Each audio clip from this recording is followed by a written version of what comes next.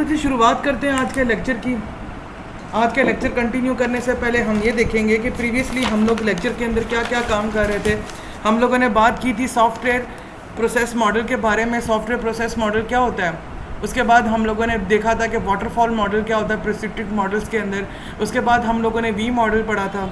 V model के बाद हम लोगों ने आगे कंटिन्यू किया था जिसमें हमने ये देखा था कि जो स्पेशलाइज किस्म के जो मॉडल्स होते हैं वो किस तरह के होते हैं, जिसमें हम लोगों ने पढ़ा था इंक्रीमेंटल मॉडल क्या होता है, स्पाइरल मॉडल क्या होता है। आज भी हम लोग कुछ प्रोसेस मॉडल्स की डिस्कशन ही करने वाले हैं। आज जो हम टॉपिक्स कवर करेंगे उसके अंदर स्पेशलाइज्ड प्रोसेस मॉडल के अंदर सबसे पहले हम देखेंगे कि कंपोनेंट बेस्ड डेवलपमेंट क्या होती है, ये बेसिकली मॉडल का नेम है। फॉर्मल मेथड्स मॉडल्स कौन कौन से होते हैं, एजाइल प्रोसेस मॉडल क्या होता है ये बहुत डिटेल में पढ़ेंगे। एक्सपी के बारे में थोड़ा बहुत स्टडी करेंगे और स्क्रम के बारे में डिसाइड करेंगे, लेकिन ये फ़िलहाल आज आप लोगों के लेक्चर के अंदर इंक्लूडेड नहीं होगा स्क्रम जो है, ठीक है। सबसे पहले हम बात करते हैं कंपोनेंट बेस्ड डेवलपमेंट मॉडल की। कंपोनेंट बेस्ड डेवलपमेंट मॉडल अगर हम जनरली बताऊं कि वो क्या चीज़ होती है तो हम इसका अंदाज़ा इस चीज़ से लगा सकते हैं कि देखें दुनिया में जो पहला CMS बना होगा, ठीक है, उसके कुछ कंपोनेंट्स ऐसे होंगे जो बहुत मतलब सेम होंगे। या जिस तरह आपको मैं एक सिंपल सी एग्जांपल देता हूँ, आप लोग अगर मस्त यूनिवर्सिटी का CMS ओपन करके देखेंगे तो आपको पता चलेगा कि मस्त यूनिवर्सिटी का जो सॉफ्टवेयर है वो IT कॉमसेट से परचेज़ किया गया।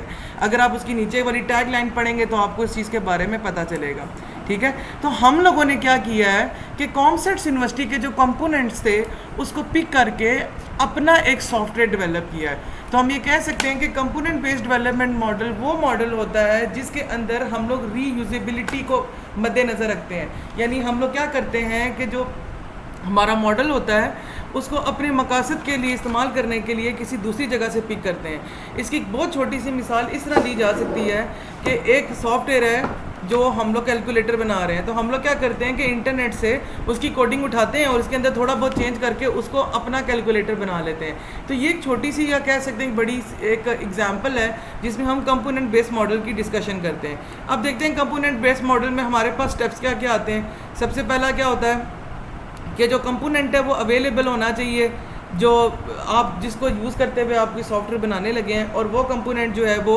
एवेल्यूएशन होनी चाहिए उसकी जो डोमेन है जिसके अंदर आप बना रहे हो। मतलब ये है कि जो कंपोनेंट आप जो सॉफ्टवेयर बनाने लगे उसका कंपोनेंट पहले से मार्केट में अवेलेबल होना चाहिए और वो ऐसा होना चाहिए जो सॉफ्टवेयर आप बना रहे हो वो उसके अंदर ऐड हो सके। मिसाल के तौर पर एक इलेक्ट्रिकल कंपनी का कंपोनेंट है, मैं उसको कभी भी कॉलेज के CMS के अंदर इस्तेमाल नहीं कर सकता। क्यों? क्योंकि दोनों की डोमेन्स मुख्तलिफ हैं, ठीक है। उसके बाद जब कंपोनेंट उसके अंदर ऐड कर दिया जाता है तो हम ये देखते हैं कि एक कंपोनेंट को जब हम लोग अपने सॉफ्टवेयर के अंदर ऐड कर रहे हैं तो क्या हमें कोई इश्यूज़ तो नहीं आ रहे। अगर कोई इश्यूज़ आ रहे हैं तो हम उनको कंसिडर करेंगे। नंबर 3 चीज़, सॉफ्टवेयर का जो आर्किटेक्चर होगा उसको डिज़ाइन किया जाएगा इस तरीके से कि वो जो कंपोनेंट्स हैं वो उसके अंदर ऐड हो सकें, ठीक है। उसके बाद जो कंपोनेंट्स हम लोग ऐड करना चाह रहे हैं अपने सॉफ्टवेयर के अंदर हम क्या करेंगे, उसको इंटीग्रेट करेंगे अपने आर्किटेक्चर के साथ। आर्किटेक्चर का मतलब जनरल स्ट्रक्चर कह सकते हैं। उसके बाद जब हम लोग इंटीग्रेशन कर देंगे यानी कंपोनेंट को ऐड कर देंगे अपने सॉफ्टवेयर के अंदर, तो हम क्या करेंगे उसके ऊपर टेस्टिंग परफॉर्म करेंगे ताकि हमें पता चल सके कि जो हमने काम किया या कंपोनेंट ऐड किया either it is giving the 100% functionality which we want और नॉट, ठीक है। अच्छा जी, अब कंपोनेंट बेस्ड मॉडल में क्या होता है कि जी ये सारा का सारा जो है वो कंपोनेंट लाइब्रेरी पे डिपेंड कर रहा होता है। जाहिर सी बात है कि जो भी आप कंपोनेंट उठा के आप अपने सॉफ्टवेयर के अंदर लगाने लगे हो उसकी कुछ स्पेसिफिकेशंस होंगी। मिसाल के तौर पर एक गाड़ी है, ठीक है, उस गाड़ी का एक टायर जो है बेसिकली वो ख़राब हो गया, तो हमने कहा कि हम ऐसा करते हैं उसी मॉडल की कोई और गाड़ी का टायर उठा के अपनी गाड़ी के साथ लगा देते हैं। तो हम सबसे पहले चेक करेंगे कि क्या कोई इश्यूज़ तो नहीं है वो टायर लगाने से। फिर हम चेक करेंगे कि क्या जो टायर है वो हमारे गाड़ी का जो आर्किटेक्चर है उसके साथ जुड़ता भी है या नहीं जुड़ता। फिर हम क्या करेंगे, जब हमें पता चल जाएगा कि वो जुड़ जाता है तो हम उस गाड़ी का टायर उठा के लगाएंगे अपने गाड़ी के स्ट्रक्चर के साथ। Last but not the least, tyre लगाने के बाद हम ये चेक भी करेंगे आइदर कि जो गाड़ी का टायर मैंने लगाया है वो प्रॉपर काम कर रहा है या नहीं कर रहा। कहीं ऐसा तो नहीं है कि मेरे लगाने से मेरी गाड़ी को और नुकसान होगा।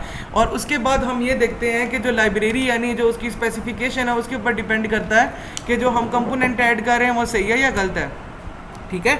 अच्छा जी, सारा का सारा ये जो कंपोनेंट बेस्ड मॉडल होता है ये सॉफ्टवेयर की रीयूज़ के ऊपर होता है कि एक सॉफ्टवेयर आपने बनाया, उस सॉफ्टवेयर को आप दोबारा इस्तेमाल कर रहे हो किसी दूसरे सॉफ्टवेयर को इस्तेमाल करने के लिए, ठीक है। तो हम ये कह सकते हैं कि जब कंपोनेंट बेस्ड मॉडल होता है इसके लिए डॉक्यूमेंटेशन की ज़रूरत बहुत बहुत होती है कि जब आप डॉक्यूमेंट बनाते हो, आप हर चीज़ लिख देते हो, तो आपके लिए आसानी हो जाती है उसको इंटीग्रेट करने में, ठीक है। आपके सामने एक डायग्राम ओपन है जिसमें हम लोग सबसे पहले एवेल्यूएशन को देखते हैं। मेरे माउस की तरफ ध्यान दीजिएगा, ये एवेल्यूएशन है।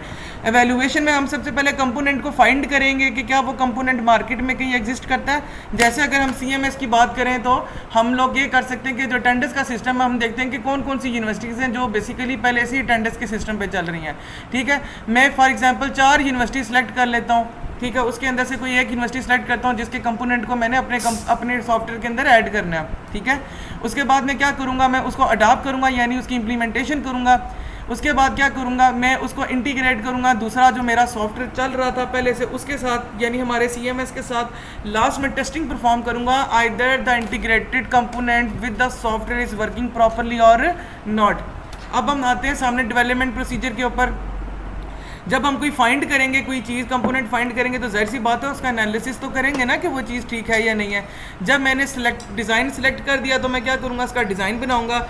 उसको जब मैं अडॉप्ट करूँगा तो क्या होगा, उसकी इम्प्लीमेंटेशन होगी। जब उसको इंटीग्रेट करूँगा तो उसका प्रोसीजर जो होगा वो इंटीग्रेशन में आएगा। और लास्ट जो है वो क्या करेगा, टेस्टिंग परफॉर्म करेगा। तो दोनों में फेज़ सेम होता है।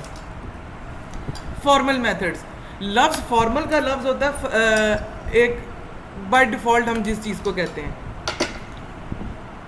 ठीक है। तो हम ये कहते हैं कि फॉर्मल मेथड्स वो मेथड्स होते हैं जो किसी मैथमेटिकल फार्मूला या मैथमेटिकल स्पेसिफिकेशंस के ऊपर होते हैं। मिसाल के तौर पर हम एक ऐसा सॉफ्टवेयर बनाने जा रहे हैं जिसमें मैथमेटिकल टर्मिनोलॉजीज़ या मैथमेटिकल टर्म्स को बहुत ज़्यादा मद्देनज़र रखा जाता है।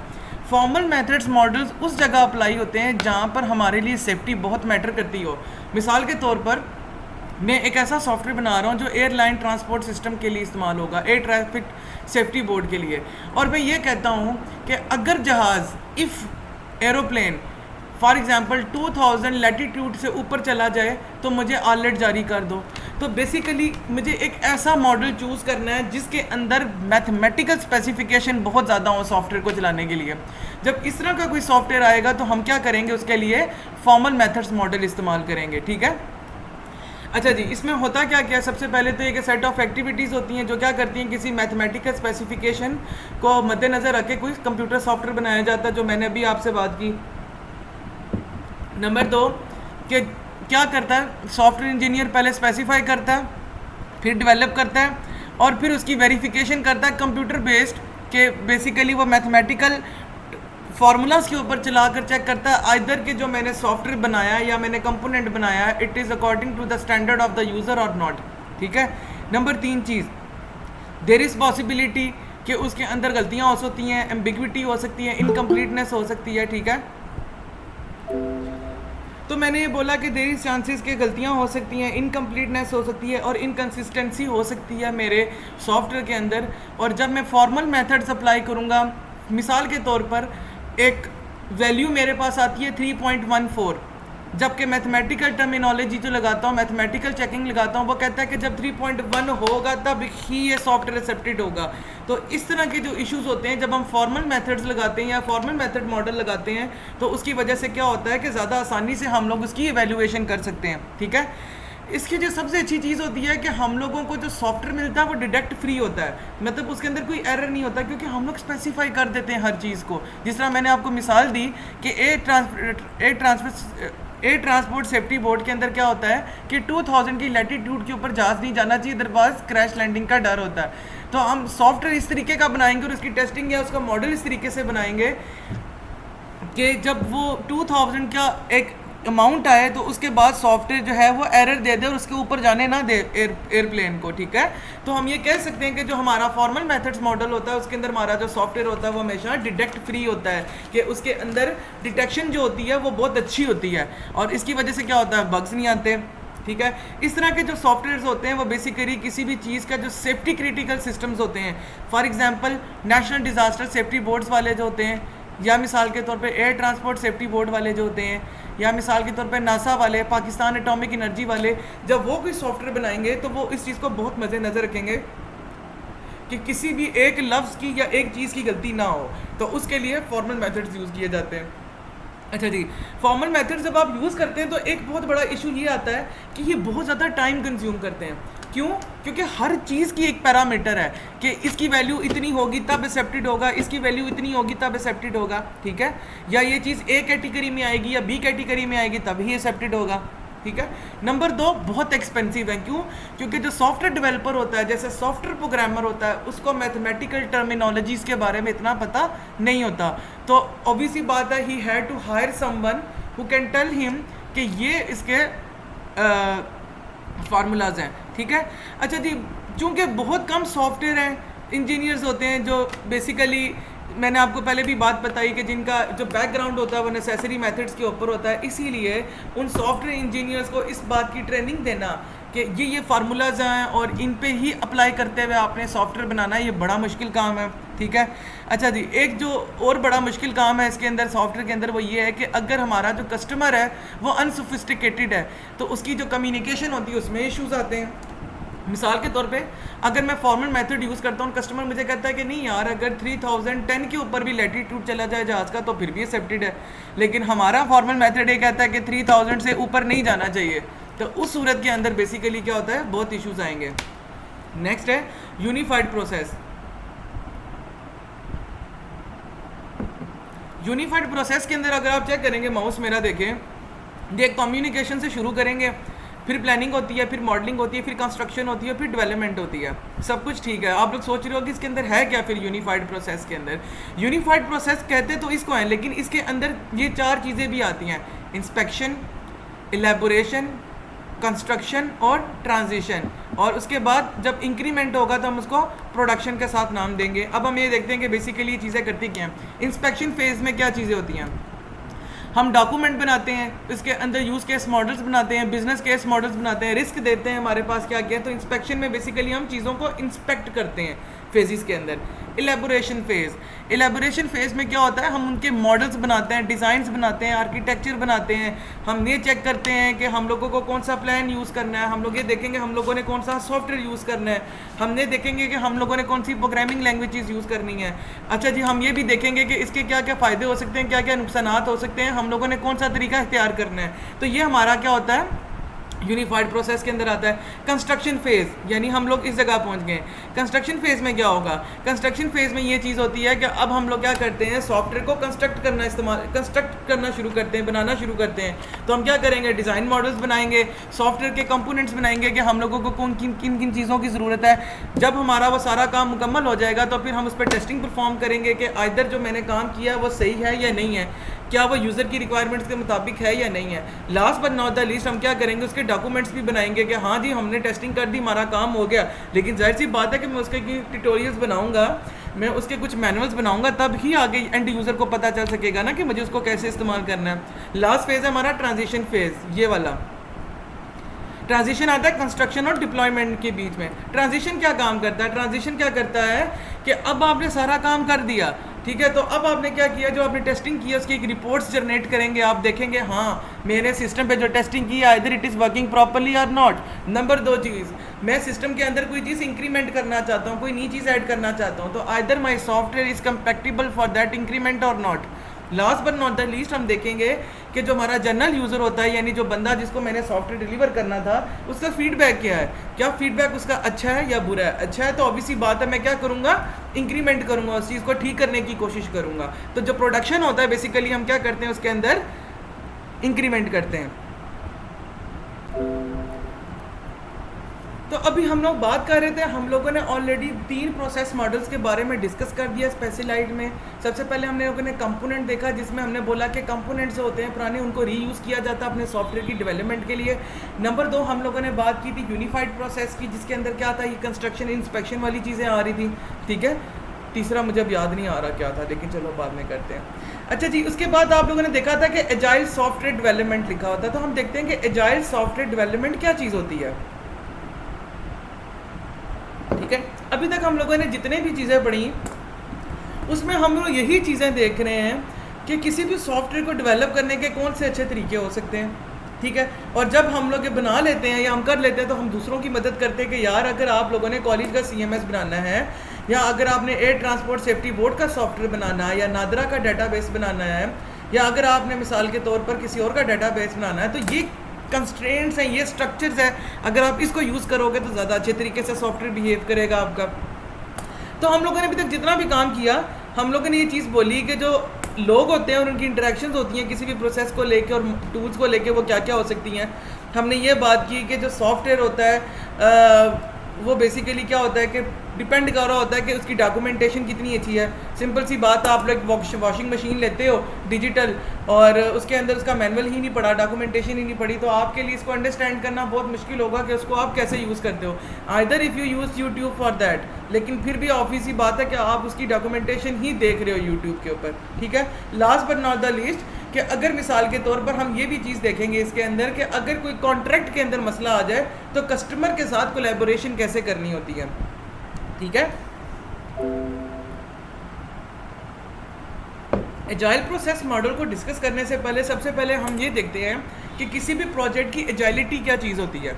एजाइलिटी का मतलब ये होता है कि रैपिड और adaptive response to the change. मिसाल के तौर पर एक कस्टमर मेरे पास आता है, वो कहता है कि आपने मुझे ये सॉफ्टवेयर बना कर दिया, मुझे इसके अंदर ये चीज़ चेंज करके दें, और मैं कस्टमर को बोलता हूँ ठीक है आप अगले साल आ जाना। दैट्स मीन मेरा रिस्पॉन्स जो है वो रैपिड नहीं है और ना ही एडेप्टिव है।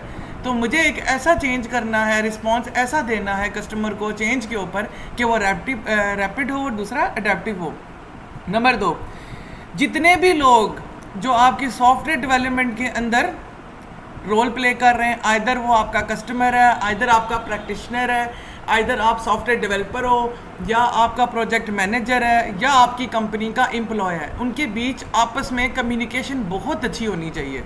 जब अच्छी कम्युनिकेशन होगी तो सॉफ्टवेयर भी अच्छा बनेगा और टाइम पे बनेगा और कॉस्ट भी कम लगेगी। नंबर 3, किसी भी कस्टमर को टीम के अंदर ऐड करना, ये बहुत इंपॉर्टेंट फैक्टर है एजाइलिटी के अंदर।